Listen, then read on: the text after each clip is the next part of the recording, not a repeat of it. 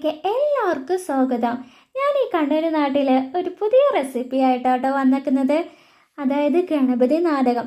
അത് നിങ്ങളുടെ നാട്ടിൽ എന്താ പേര് പറയുന്നത് വെച്ചാൽ ഒന്ന് കമൻറ്റ് ബോക്സിൽ ഇടണേ.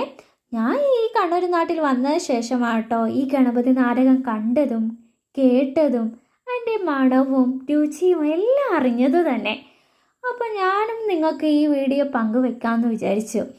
അതായത് ഇവിടെ നാരങ്ങക്കറി ആക്കാനുള്ള തയ്യാറെടുപ്പിലാട്ടോ.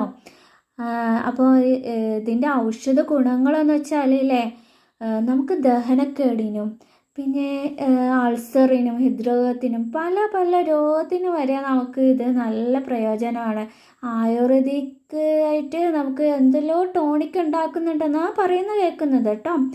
എൻ്റെ അറിവ് അനുസരിച്ച് അങ്ങനെയാണ്. നിങ്ങൾക്ക് എന്തെങ്കിലും അറിയുന്നതെങ്കിൽ ഒന്ന് കൂടുതൽ കമൻറ്റ് ബോക്സിൽ ഇടണം കേട്ടോ. പിന്നെ ഇത് നല്ലോണം ഇതിൻ്റെ പുറന്തോല് ചെത്തിയിട്ട് നല്ല ചെറിയ ചെറിയ കഷ്ണങ്ങളായിട്ട് അരിഞ്ഞിടണം കേട്ടോ. അപ്പോൾ ഇത് നല്ല ടേസ്റ്റാണ് ഈ നാടൻ കറി പറയുന്നത്. അച്ചാറിടും ചിലവർ. ഇത് നമ്മളിപ്പോൾ ഇവിടെ തയ്യാറാക്കുന്നത് വെച്ചാൽ നാടൻ കറിയാണ് കേട്ടോ യൂസ് ചെയ്യുന്നത്. അപ്പോൾ ഇതിൽ 1 സ്പൂണ് മഞ്ഞൾപ്പൊടി, ഒരു 4 സ്പൂണ് മുളക് പൊടി, അതിൽ കുറച്ച് ഉപ്പും കൂടി ഇട്ടിട്ട് പെരക്കി വെക്കണം. അത് പെട്ടെന്ന് കയ്പടിക്കും. അത് കുറച്ച് സമയം റെസ്റ്റ് ചെയ്യട്ടെ.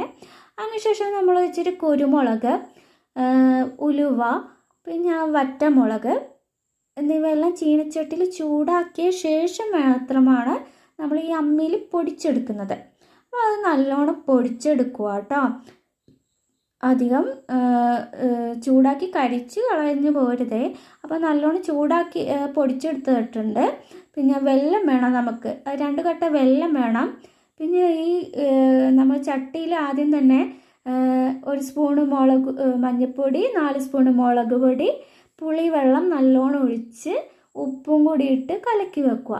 എന്നിട്ട് അത് പതക്കുമ്പോൾ അതിൽ നാരങ്ങ ഇടുക. നാരങ്ങ വെന്ത ശേഷം നമ്മൾ ഈ പൊടികൾ ഇട്ട് 2 കട്ട വെള്ളം ഇട്ടാൽ പെട്ടെന്ന് വേഗം ഈ നാരങ്ങ. അപ്പോൾ വേഗം തയ്യാറായി കിട്ടുകയും ചെയ്യും. അപ്പോൾ നല്ല മധുരവും പുളിയും എരിവെല്ലാം ആയിട്ട് കിട്ടുകയും ചെയ്യും. അതിനുശേഷം നമ്മൾ ഒരു ചീനിച്ചട്ടിയിൽ കുറച്ച് വെളിച്ചെണ്ണ ഒഴിച്ച് കടുക് പൊട്ടിച്ച് വറ്റമുളക് ഇട്ട് ചെറിയ ചെറിയ കഷ്ണങ്ങളായിട്ട് അരിഞ്ഞ തേങ്ങാക്കൊത്തെല്ലാം നമ്മൾ നല്ല ബ്രൗൺ കളറാവുന്ന രീതിയിൽ നമ്മൾ വഴറ്റി എടുക്കുക കേട്ടോ. അപ്പോൾ അത് ബ്രൗൺ കളറായിട്ട് വഴറ്റി ആക്കുന്നുണ്ട്.